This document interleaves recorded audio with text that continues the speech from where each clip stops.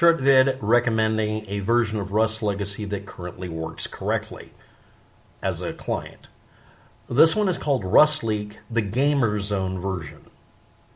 This is a upload from Spain as of November 25th, 2025, as seen in a video at the same date by Jeffrey, J3FR1, as Nuveo Server Latino Rust Legacy 2026. Okay, bit of a jump of the gun, but here we are. Activios Hey Que, I can't pronounce it. It's since this is containing crimson.rust.dll and campfilre.dll, which acts as a file that apparently the system will look for, and therefore you can just use it to inject things. This is a modded version of Crimson Rust, and Crimson Rust is a modded version of rustuj.cz's client, which has some expanded abilities as well. And since it contains code from those, and also then, of course, standard Rust Legacy versions, it will work with all of the Rust Legacy client-server combination needs you might have, except for a few. I have a video I put up as far as a list of, I'm going to be doing today, a list of how you find all these Rust Legacy servers and that sort of thing. Now, it is at mediafire.com/files/ a bunch of letters and then /RustLeak_GamerZone_client.rar. It's a standard RAR. When you unpack it, it'll even include the time and date stamps for the files, which I recommend you force it to do for everything, including directory structures. It is a 409 megabyte download. And again, it's a Crimson Rust, therefore rustuj client altered. And the YouTuber, Jeffrey, is the one who did a video about it, but they're not necessarily responsible for it. Now, the thing about this is that it comes with a set of defaults and new capabilities, including assigning the map key to where we want to. Some other nice things. It's much more modded than the other Rust Legacy clients you find. And it seems to have been fully repacked. I haven't ripped open the files. All I did was virus scan the hell out of everything. And yes, of course, because it doesn't require Steam to work correctly, even though it'll allow it if you have Steam, it shows up as having a game hack and calls it a virus on every virus scanner that's not being honest.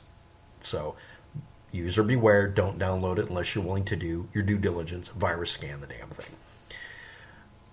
Next, one of the goofy things is it assigned the left mouse button to the mic, and also the mic would turn on when you would use it. So it would allow you to chord functions, which means you could do things like make it to where you have a single key where you crouch and impact for farming, auto farm.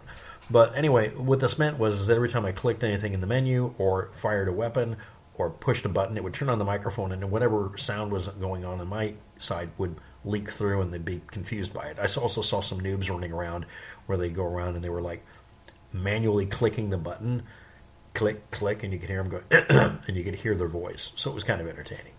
This one implements new features, or features that should have been implemented in the first place, like having an actual clickable setting in the settings menu for turning it on and off the grass. Not just the tall grass, but small grass.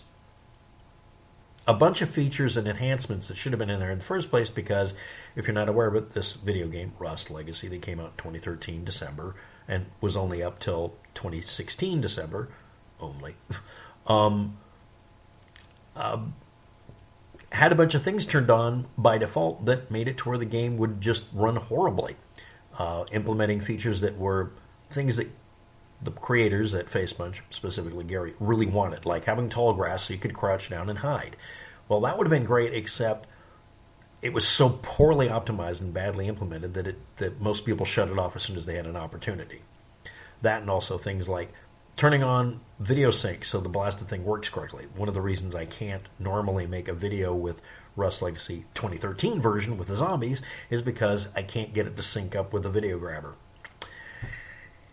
So anyway, what's useful about this? Well, this is, it's I'm going to call it 409 megabyte download, expands out to the standard slightly under 1 gigabyte file set, works fine, and works with almost everything. It won't work with Rust Roam and Rust Relic and a few other Rust servers that are doing a lot more mods than this can tolerate, but it can work on most of, if not all of them. Also, it gives you access to their GamerZone RustLeak server, and again, this is just a Crimson Rust client with some add-ons, and you get a lot of players, like 19 players. It was fun for once seeing virtually the entirety of the majority of, like the highest player count I've seen in an entire year dumped into one server, and not having to download, at least currently, a heavily modded version that will somehow magically not work unless I go to their damn Discord.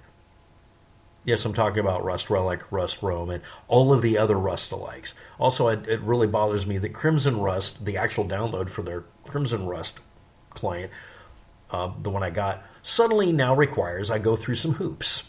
Stop doing that. That's what killed the game in the first place. Make the thing work. Anyway, as far as a universal client, the only thing missing from this is for it to allow an integration of rustlegacy.eu or any of the other Rust Legacy server listers being imported in, so you can just hit any game you want, which I think should be done if any of you are watching over there. And yes, this does show that it's been heavily altered in a very good way. I'm liking it. And yes, it does seem that they may have removed some superfluous stuff that honestly I'd like to leave in. Cutting room floor stuff that I'd like to be able to implement if I can do that in a server someday. But I do like the fact that it seems faster. Like a lot faster frame rate. Downside. Here's the caveat for the download for this client. Only this client. It has, at least on their servers, some of them, or most of them, it's kind of hard to tell. The lag spikes it has are insanely long. Like someone was trying not to optimize or trying to de-optimize. And coincidentally, it seems to happen right when I'm approaching even one person who's associated with being called over and over again, the admin, and people yelling admin abuse. It's almost like the admin's inducing lag.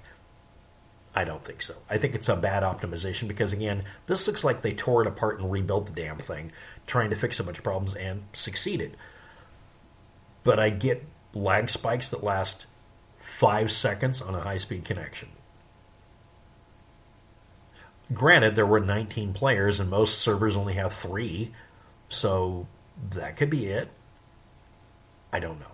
So if any of you are involved in the project, good going, keep going. Next. I have another video where I list all of the server listers. If you could get it, import them, and then somehow sort through the mess of how they're all sorted, because they're not sorted properly, and make it to where we can use your client, again, RustLeak, a.k.a. Crimson Rust, a.k.a. that's really just rustuj heavily altered. This is 3 layers of modding. You made a client that's almost completely universal here. All that's missing is for it to list all of the other server listers so we can use it. Just saying. Like, thank you for the button for turning off all of the grass. And thank you for putting it in the menu where it belongs instead of some sort of pop-up that I have to find by randomly hitting the letter N or Y. So, cool. And now we get to the downside. There's another one from 2023 in Germany that I'm going to test again quickly. It's called Legacy Rust Leak, and it mentions the word Steam.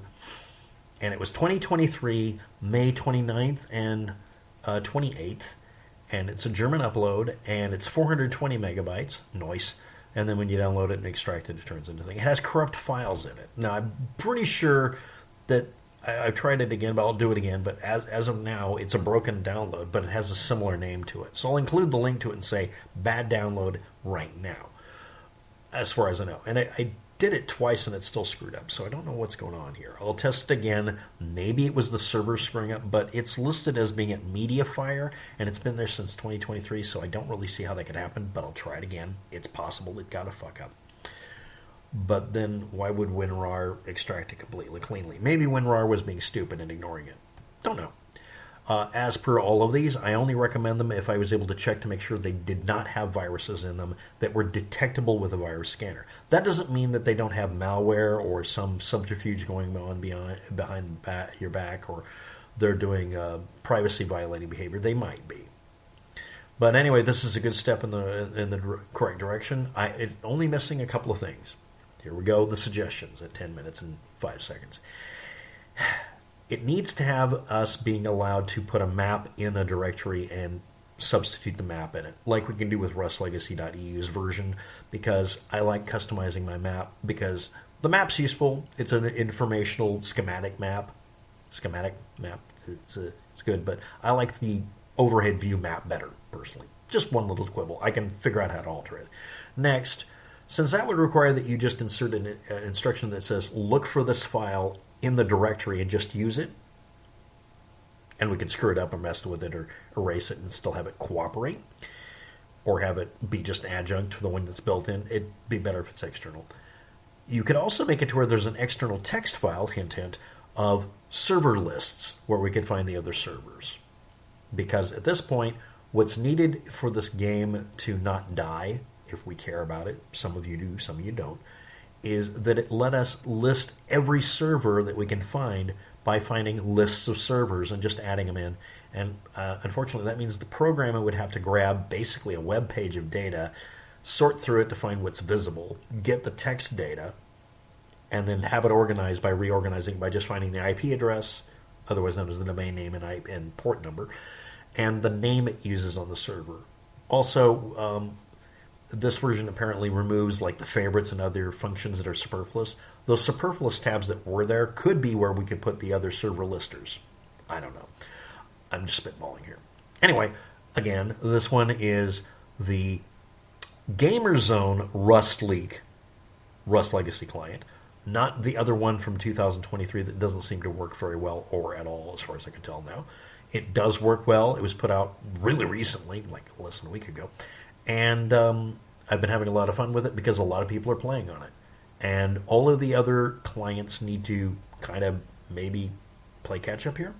Now, the last thing I want to bring up is we need to have fewer people trying to get high Discord counts and more cooperation because the game is going to disappear. And we need to have people do another thing.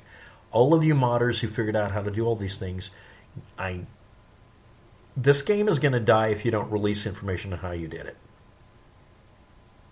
I mean, I like going to Fogarite forums and being able to look at the really cool utilities they have, but then they put it behind not a paywall, but a snob wall, as I'm calling it. You can't set up an account on Fogarite so that I can download these things. They're literally Python scripts. They're just text files. Nope, can't view them. That became a standard of behavior. That's what kills games. It's not that a company tries to kill it off on purpose. It's that people won't figure out what killed it and then not do that. Next, if anybody knows of any old tutorials or any forums that actually had real tutorials on how to do these kind of hacks, please give them to me so that I can make videos about them and put up annotated listings and make them archived. Because I'm getting tired of trying to look this up and finding just scraps, and even the scraps are being lit on fire while I look at them. Thanks for watching. Have a good day. Good luck with that. And again, this is about the Crimson Rust client that's a rustuj client that has been turned into this other one that's called RustLeak, aka GamerZone version, and it actually works really well. It's almost perfect.